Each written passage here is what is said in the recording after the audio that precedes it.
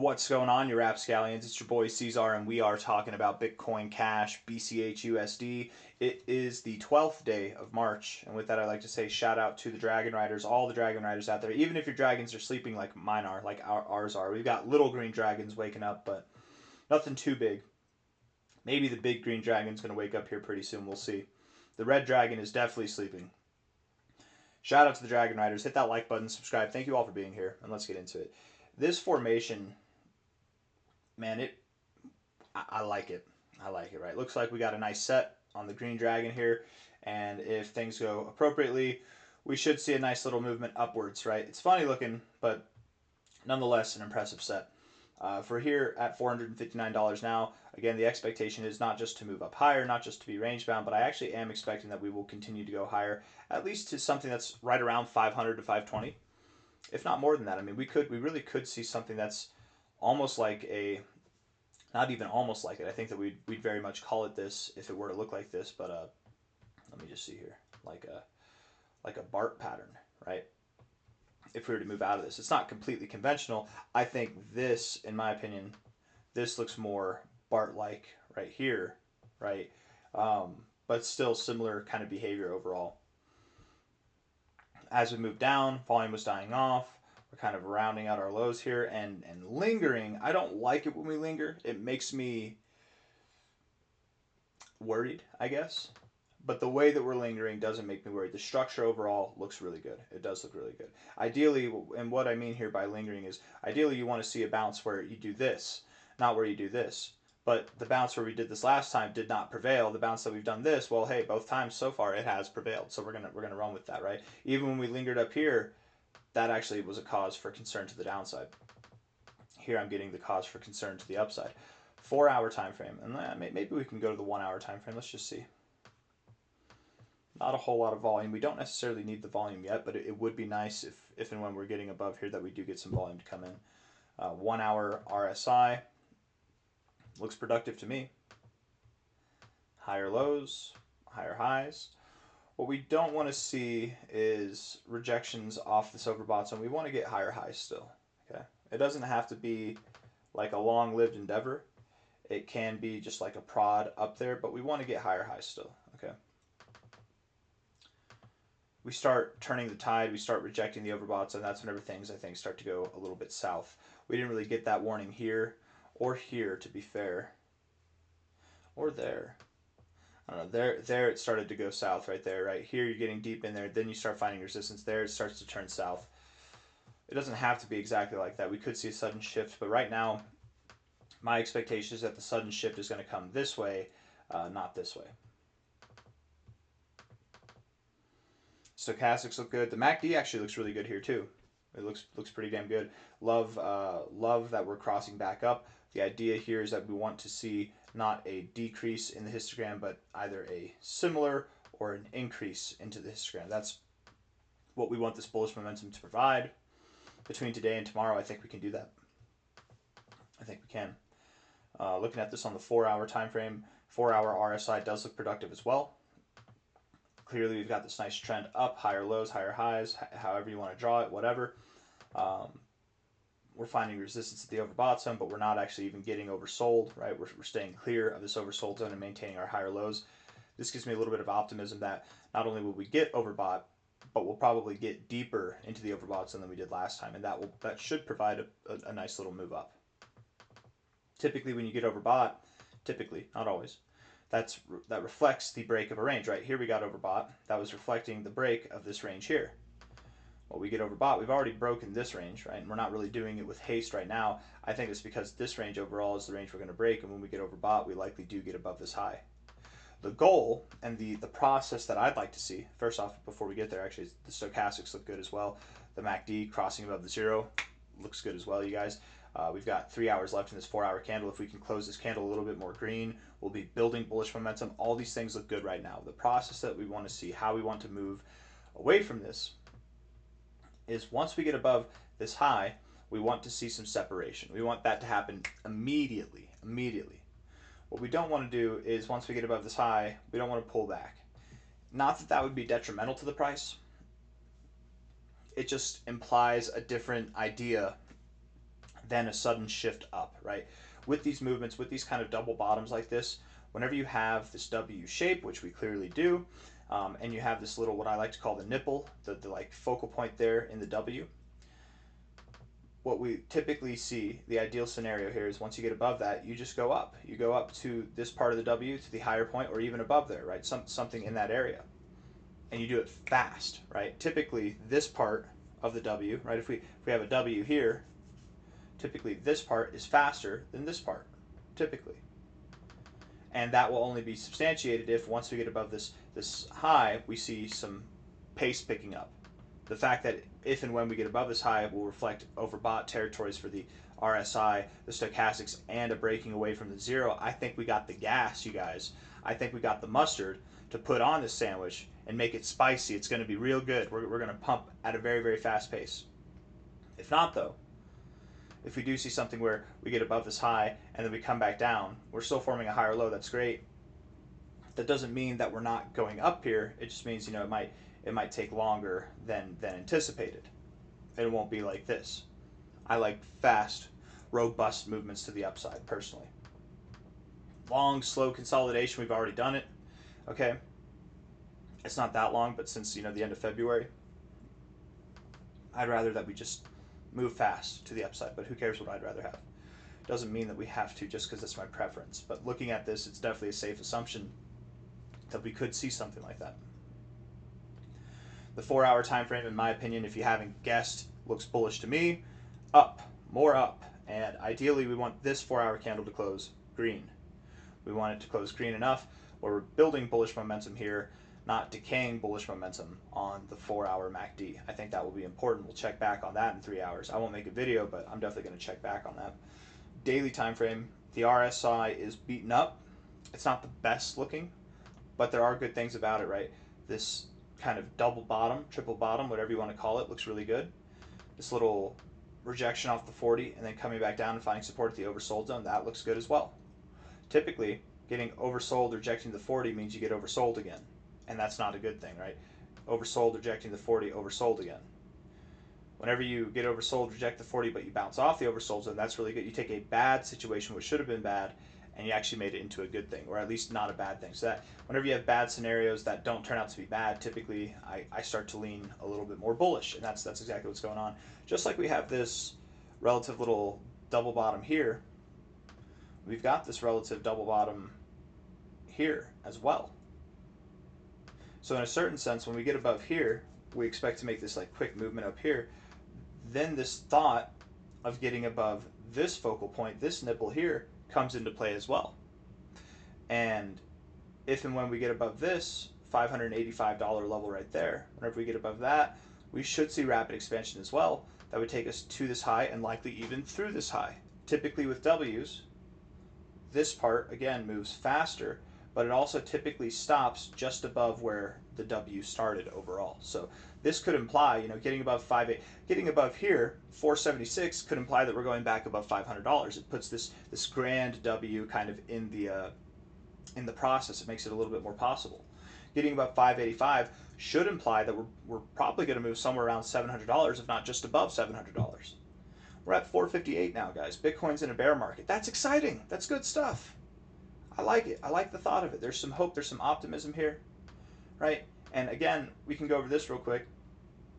Even in our worst dreams, if we break down from this range instead of moving back up, that would be sad. There's a few reasons that'd be sad, but one of the reasons why it wouldn't be detrimental is we're still in this range. Whoops, I drew that a little bit too deep there.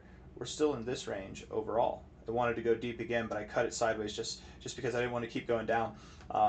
We'd still likely find support down here. And as disheartening as that would be for anybody who's accumulated over this time, if you're in it for the long term, this is amazing. This is an amazing opportunity to be able to buy Bitcoin Cash below $300. And mark my words, once this happens, once we get this fantastic move that we've been long waiting for, we are going to have a lot of people say these exact words. I wish I had more time to accumulate more. Man, my paycheck was about to come in. Man, I just started this new job where I'm getting paid more. I just won a lawsuit and I got a big payout. A relative died and now I have a bunch of inheritance. You know, like whatever it is, you're gonna be like, I wish I had more time to put money into this, right? So don't be afraid of this. It's not ideal. I'm giddy. I'm excited. I want to see some of this going up as well, but it really wouldn't be a bad thing. The bad thing would be if we broke through this structure, right? If we have this whole box here, we break out of that. Anyways, daily time frame.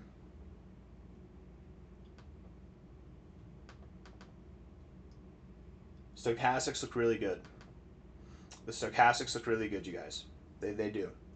The thing that we need to see here is consistent growth. We don't want to see anything too rapid because we don't want this blue line to get too far away from the orange line. When we see that, that's typically where we find turbulence. We don't want to find turbulence at the 50. It's okay if we do, but I'd rather just see a swift movement up like we saw here on a swift movement down, swift movement down, swift movement up. I don't want to see any of this. Right? Notice how the blue got very far away from the orange here. We found resistance, right? We came all the way back down. The blue got very far away from the orange here as well, and then we moved up. Right? It could be good as it is bad, but we don't want to find resistance to the 50. We want to just have a nice swift movement to the upside, right? This is what we want. This is what we want. This is what we want right here. Okay, and that's looks like. I mean, it looks pretty good right now. Looks pretty good. The MACD just crossed green, which is nice. The stochastics, the RSI look good. I mean, I'm very positive here on Bitcoin Cash and just the structure overall relative to this area, let alone this whole area here, let alone our whole entire consolidation phase that we've been in really since like August of 2025. This looks pretty good, pretty promising. What we do next is what will determine how promising it is, right? If we can't get a higher high, if it's a lower high, that might be problematic. That might entice the idea that we do come back down and test this line, which is okay. As long as we don't break through this support line, I think it's okay. But I think I speak for all of the Dragon Riders when I say we want to get the hell away from here. We want to prevail. We want to uphold this idea that we're holding this support, which comes from really a historical trend dating back to the earliest days of Bitcoin Cash's existence, right? We want to uphold this trend line. We don't want to go back below it. You were below it your whole entire life, but we've been above it since July of 2025. We want to keep that. We want to stay above that, okay? I don't think I have anything else that I want to say. We can look at the BCH BTC chart real quick. You know, it's a chart that we don't look at too often is BCH Ethereum. We can look at that. We can definitely look at that. We're at the 50. Higher lows, lower lows in the RSI. That's bullish. Stochastics are reset. We could have a false cross on the MACD like we did back here. It's like the same relative signals that we were getting back here, right? Lower lows in the RSI, higher lows in the price. Stochastics were oversold. Stochastics are oversold. False cross, false cross. It's like literally the same as what we had back here. And it's on the weekly. Okay, that's nice. Daily time frame, look at that. We got some bullish divergence, guys, right there off the oversold zone too. It's a nice look. The stochastics are looking good coming out of you guys. The coming days are going to be exciting. That doesn't mean today or tomorrow. It could. We'll probably see some upside today and tomorrow. But I think next week is going to be very exciting. I think so.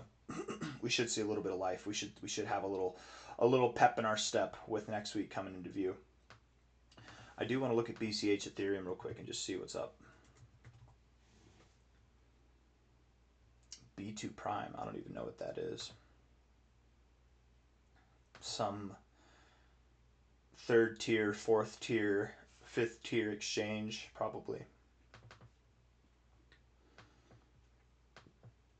Interesting. It is kind of interesting, isn't it?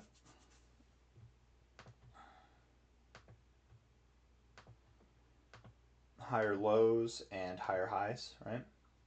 In this context, Ethereum should outpace Bitcoin Cash. Huh. I mean, where we are in the RSI, that makes sense. Where we are in the stochastics, that makes sense. We could find support right here. But if we were to find support right here and move up higher, we'd probably break out of this range, which, hey, I'm okay with that. I'm okay with the idea of breaking out of an upward sloping channel to the upside. We can do that. It's possible, but that's not the stance I'm taking right now.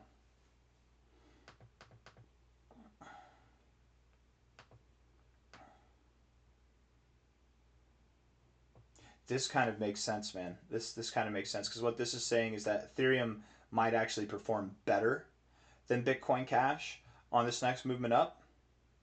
Okay, Bitcoin Cash might do well, but it might not do like, we might not see this multi-$1,000 move that we're waiting for, which means that we're just going to be consolidating more. But whenever we find our top, Ethereum might be outperforming Bitcoin Cash, so we'll move down, but then we'll bounce here sometime in May or June, which implies to me that if Bitcoin Cash is outperforming Ethereum in this time, that Ethereum will likely drop more. It'll have a worse time at the end of this bear market than Bitcoin Cash will, which makes sense to me, actually. I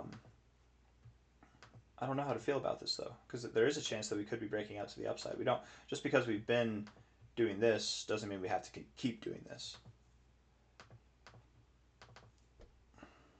We are right at a point to bounce on the MACD, on the stochastics, and on the RSI, in all fairness. Daily time frame means same thing at the daily. I don't know. Prior points of resistance, I don't know, man. Interesting to see. I'm not getting a whole lot from this, but what we're either going to see is Ethereum outperform Bitcoin Cash on the way up here soon, or if Bitcoin Cash breaks, you guys, if Bitcoin Cash breaks out of this trend to the upside, I mean, we really could be seeing this multi-$1,000 move happen right now, which would be nuts, man. That'd be nuts.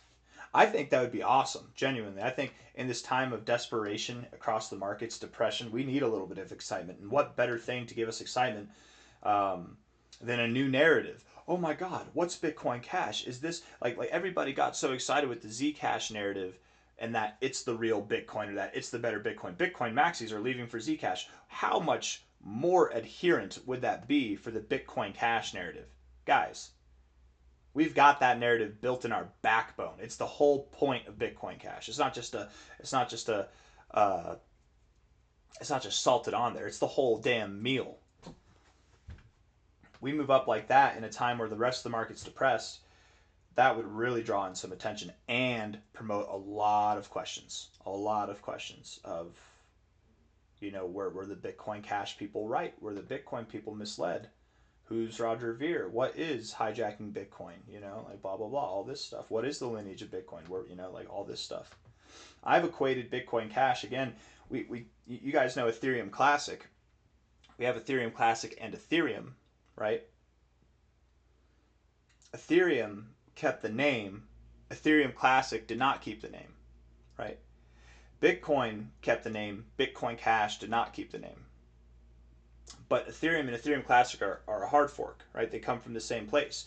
Bitcoin Cash and Bitcoin, they're hard forks. Bitcoin Cash did not split off and Bitcoin kept going. No, Bitcoin BTC and Bitcoin Cash BCH, they both split equivalently. Just one of them kept the name. I would compare Bitcoin Cash more to the Ethereum instead of Ethereum Classic side. I would compare it more to that, but it just didn't keep the name, right? That's the difference. Ethereum now is not Ethereum Classic. Ethereum Classic is the OG Ethereum. Bitcoin Cash didn't keep the OG name, but I think it adheres more to the OG cause, right? And Ethereum now adheres more to the policy shift, the idea, the goals that Ethereum has generated, Vitalik has generated. I don't know. I'm talking about things that I don't even know necessarily 100% on, but all I'm trying to say is a lot of this rhetoric that's been spread about Bitcoin Cash throughout its whole life, it will really start to be questioned if we're seeing some life while the rest of the markets are not, right? If Bitcoin Cash is in a bull market, you have a top 10 crypto that's clearly in a bull market while Bitcoin is clearly not, that's going to raise some questions, right? That's going to raise some questions. I've got nothing else, guys. Just some thoughts there at the end. Same thoughts. The primary thing here, and again, I hope that you're not too excited. I was very excited for this idea of breaking out, and I would love to be surprised. At this point, I really am, because Bitcoin is in a bear market. I really am expecting that we will probably continue to consolidate, and then maybe toward the end of this year, that will be whenever we break out. It might be early 2027, it might be late 2026, but that might be when the excitement really starts to come in. But if I'm wrong and it happens sooner, cool, let's do it. Hit that like button, subscribe. Thank you all for being here. I got nothing else. Take care. Bye bye.